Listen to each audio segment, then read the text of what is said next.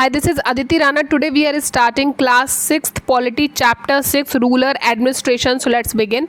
Rural administration का मतलब है गांव का प्रशासन. रूरल वर्ड का मतलब होता है अनडेवलप्ड एरिया, ऐसा एरिया जहां पे फैसिलिटीज़ ज़्यादा नहीं है. फॉर एग्जांपल अगर आप किसी ग्रामीण क्षेत्र को देखेंगे तो वहां की जो सड़क है वो क्या होगी, कई जगह पे कच्ची होगी, सिर्फ मिट्टी वाली सड़क होगी. ठीक है, ऊंची नीची उबड़ खाबड़ पत्थरों वाली कच्ची सड़क होगी. दूसरी बात, वहाँ के जो स्कूल हॉस्पिटल हैं उनका भी जो इंफ्रास्ट्रक्चर है, जो उनका स्ट्रक्चर है, जिस तरीके से उन्हें बनाया गया है वो बहुत डेवलप्ड तरीका नहीं है जैसा कि आपको शहरों में देखने को मिलेगा.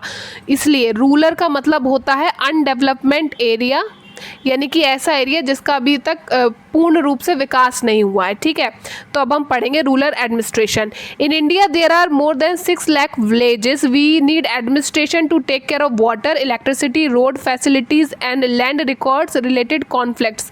इंडिया में 6 लाख से ज़्यादा गाँव हैं. इन सभी गाँव में अच्छे तरीके से व्यवस्था को बनाए रखने के लिए गाँव का एक प्रशासनिक ढांचा होना ज़रूरी है, ताकि हम देख सकें कि लोगों तक पानी सही से पहुँच रहा है, इलेक्ट्रिसिटी सही से बिजली पहुंच रही है उनके पास आने जाने के लिए रोड की प्रॉपर फैसिलिटीज़ है, और उनकी जो ज़मीनें हैं उनका रिकॉर्ड्स भी अच्छे से रखा जा रहा है ताकि उनके बीच में कोई विवाद ना हो ज़मीन से संबंधी. Police station. The primary duty of police is to maintain law and order. सबसे पहले हम बात करेंगे पुलिस स्टेशन की. प्राइमरी ड्यूटी यानी कि सबसे प्राथमिक ड्यूटी क्या है पुलिस वालों की, ये देखना कि लॉ एंड ऑर्डर मेंटेन हो रहा है, यानी कि सरकार ने जो कानून बनाया है उनका सख्ती से पालन हो रहा है और हर जगह सुख शांति है. ठीक है. The superintendent of police SP is the head of the police administration in a district. एक ज़िले के अंदर जो सुपरिटेंडेंट होता है पुलिस का वो सारे पुलिस प्रशासन का हेड होता है. ठीक है. Sub division is divided. Police circle and each circle has about 10 police station which is called थाना. तो ये जो आपका पुलिस एडमिनिस्ट्रेशन है एक डिस्ट्रिक्ट का, उसे हम डिवाइड कर देते हैं पुलिस सर्कल में. इस तरीके से हम पुलिस सर्कल में डिवाइड कर देते हैं, और इन सर्कल के अंदर एक एक पुलिस सर्कल के अंदर आपके कितने थाना आते हैं, कितने पुलिस स्टेशन आते हैं, आपके 10 आते हैं. ठीक है, 4 5 6 7 8 9 10. ठीक है, तो पुलिस एडमिनिस्ट्रेशन को पुलिस सर्कल में डिवाइड किया गया है और हर पुलिस सर्कल में 10-10 थाने यानी कि 10-10 पुलिस स्टेशन आते हैं. अब हम बात करेंगे पुलिस स्टेशन की. Area of police station. Every police station has an area that comes under its control. All person in that area can report cases and inform police about any theft, accident, injury, fight etcetera. हर police थाने का एक कार्य क्षेत्र निर्धारित होता है जिसके ऊपर उसका कंट्रोल होता है, नियंत्रण होता है, और उस क्षेत्र में रहने वाले जो भी लोग हैं अगर उनके साथ कोई भी घटना होती है, उनके साथ कोई चोरी होती है, मारपीट होती है ना, ऐसी स्थिति में वो क्या करते हैं, पुलिस को बताते हैं कि हमारे साथ ये हुआ है. कोई फाइट होती है तो वो पुलिस को इन्फॉर्म करते हैं. ठीक है, मान लीजिए ये अगर आपका थाना है तो इसके आसपास का जो इलाका है यहाँ कोई भी दुर्घटना होगी तो यहाँ के आसपास के लोग इस थाने में रिपोर्ट लिखाएंगे. ये नहीं हो सकता कि आपके साथ मतलब आप इस थाने के अंडर आते हो और रिपोर्ट लिखाने दूसरे थाने जा रहे हो, तो वो रिपोर्ट नहीं लिखेगा पुलिस वाला आपकी. Okay. So it is the responsibility of the police of that station to inquire, investigate and take action on the cases within its area. तो हर पुलिस स्टेशन की ये जिम्मेदारी होती है कि जितना क्षेत्र उनके आसपास का है, उनके अंडर आ रहा है, वहाँ पे लॉ एंड ऑर्डर को मेंटेन करें. ये देखें कि अगर कोई इंसान गलत कर रहा है तो इंक्वायर करें कि मामला क्या था, इन्वेस्टिगेट करें, उसकी तहकीकात करें, और जो उन्हें एक्शन सही लगते हैं वो उन्हें लेने चाहिए इसके बाद, ताकि उस एरिया में सुख शांति बनी रहे. ठीक है.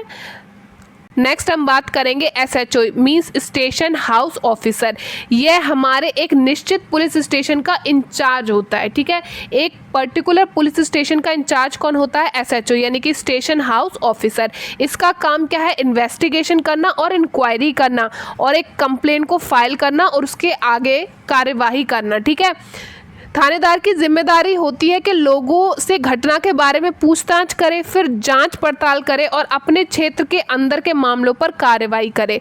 अगर हमारे साथ कुछ होता है तो फिर हम कंप्लेन लिखाते हैं, और जो SHO होता है वो उस पर क्या करता है, कंप्लेन लिखने के बाद उसके ऊपर वर्क करता है, आगे की कार्रवाई बढ़ाता है. अगर हमारे द्वारा की गई शिकायत कानूनी रूप से एक्शन लेने लायक है तो फिर जब हम उसे लिखा देते हैं तो फिर उस पर कार्य करना एसएचओ आरंभ कर देता है। ठीक है, नेक्स्ट हम बात करेंगे मेंटेनेंस ऑफ लैंड रिकॉर्ड, लेकिन उससे पहले एक चीज समझेंगे।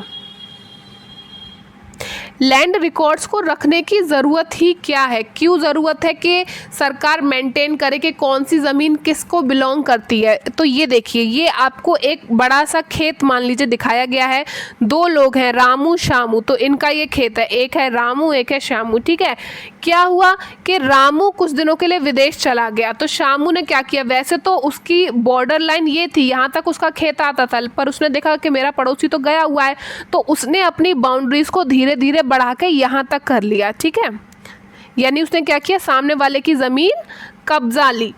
अब जब वो विदेश से लौट के आएगा दोस्त, तो वो देखेगा कि अरे मेरी ज़मीन तो कम हो गई है, तो अब वो कैसे अपनी ज़मीन को वापस पा सकेगा, कैसे लीगली कोई एक्शन ले पाएगा। इसलिए बहुत ज़रूरी होता है कि गवर्नमेंट सभी ज़मीनों के रिकॉर्ड्स अपने पास संभाल कर रखे। किस तरीके से रखती है अब वो हम देखेंगे। मेंटेनेंस ऑफ लैंड रिकॉर्ड यानी कि राजस्व विभाग का कार्य। Measuring land and keeping land record is the main work of the patwari. ज़मीन को मापना और उससे संबंधित कागजातों का रिकॉर्ड प्रॉपरली मेंटेन करना, यही मेन काम होता है, किसका, पटवारी का काम होता है। Other name of the patwari are lekhpal, kanungo, कर्मचारी और विलेज ऑफिसर। पटवारी को आप लेखपाल, कानूनगो, कर्मचारी या विलेज ऑफिसर भी कहते हैं। ठीक है, ज़मीन को नापने और उसका रिकॉर्ड रखना पटवारी का मुख्य कार्य होता है। अलग अलग राज्यों में इसे विभिन्न नामों से जाना जाता है, जैसे पटवारी, लेखपाल, कर्मचारी, ग्रामीण अधिकारी, कानूनगो आदि। Each patwari is responsible for a group of villages. हर पटवारी को कुछ ग्रुप दिए जाते हैं कि आपको मैं ये 10 गांव दे रहा हूँ, तो यहाँ की जो भी ज़मीन है उसका रिकॉर्ड आपको मेंटेन करना है। ठीक है, यानी कि हर पटवारी रिस्पॉन्सिबल है for few group of villages. The patwari maintain and update the record of the village. Patwari का काम है रिकॉर्ड्स को रखना और इन्हें टाइम टू टाइम मेंटेन भी करना, इन्हें अपडेट्स भी करना, जो भी इनमें इंफॉर्मेशन लिखी है। प्रत्येक पटवारी कुछ गांवों के लिए जिम्मेदार होता है। पटवारी के पास खेत नापने के लिए अलग अलग तरीके होते हैं। एक लंबी जंजीर होती है लोहे की, जिसे इस्तेमाल करके भी वो नापता है, उसे जरीब कहा जाता है।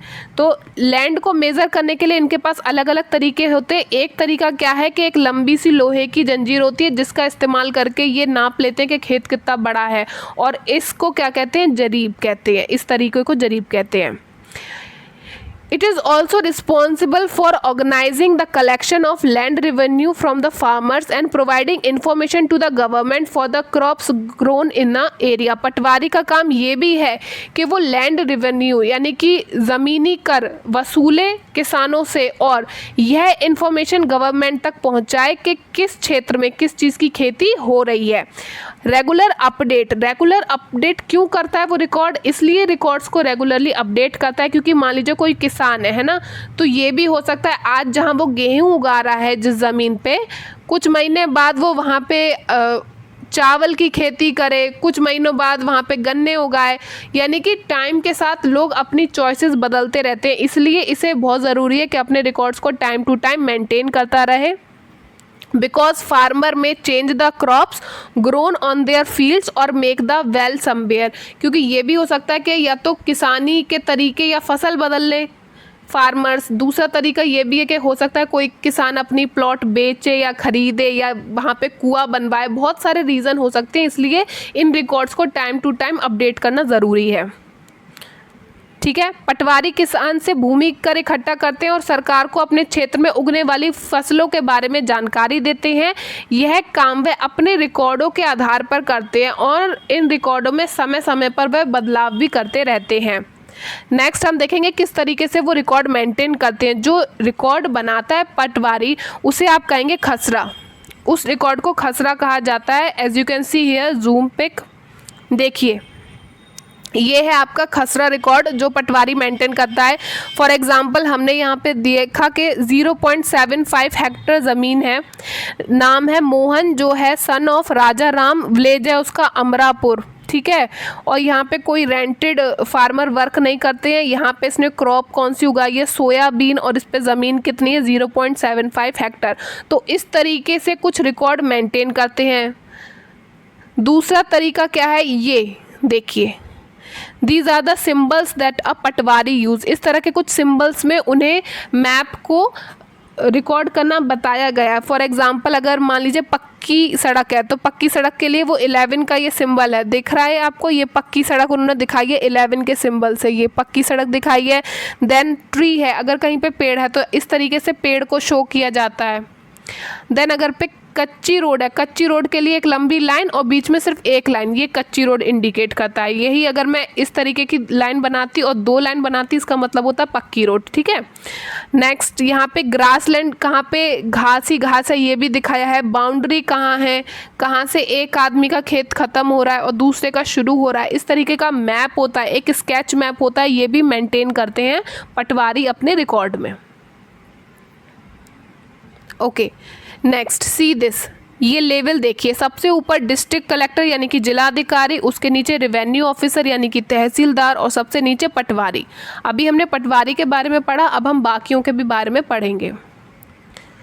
All states in India are divided into districts for managing matter relating to land and these districts are further subdivided into तहसील। जो इंडिया है इसमें स्टेट्स हैं, ठीक है, राज्य हैं बहुत सारे, उन राज्यों को जिलों में बांटा गया है ताकि उसके ज़मीन से जो रिलेटेड डॉक्यूमेंट्स हैं हम उन्हें अच्छे से मेंटेन कर पाएँ, ठीक है। राज्यों को जिलों में बांटा, फिर उन जिलों को फर्दर हमने बांटा है तहसील में ताकि हम अच्छे से डिटेल में हर रिकॉर्ड को रख पाएँ। ओके, सो ये है आपकी सीक्वेंस, राज्यों को हमने जिलों में बांटा और फिर जिलों को हमने छोटी छोटी तहसीलों में बांटा ताकि हम सभी ज़मीन का अच्छे से रिकॉर्ड मेंटेन कर पाएँ। Head is the district collector under her revenue officer work.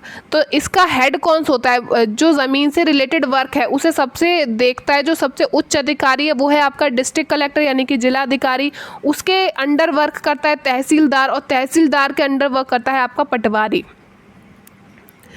Tehsildar have to hear disputes, the tehsildar office is where land dispute are heard. Tehsildar है वो ज़मीन से संबंधित विवादों को सुनता है और उनको हल करता है, ठीक है। It supervise work of patwari and ensure that records are properly kept. जो तहसीलदार होता है उसके 2 मेन काम होते हैं। पहला तो ये होता है कि ज़मीन से संबंधित विवादों को सुनना और सुलझाना। दूसरा इसका काम होता है पटवारी के काम का इंस्पेक्शन करना, उसे सुपरवाइज करना कि सही से पटवारी अपने रिकॉर्ड्स को रख रहा है कि नहीं रख रहा है।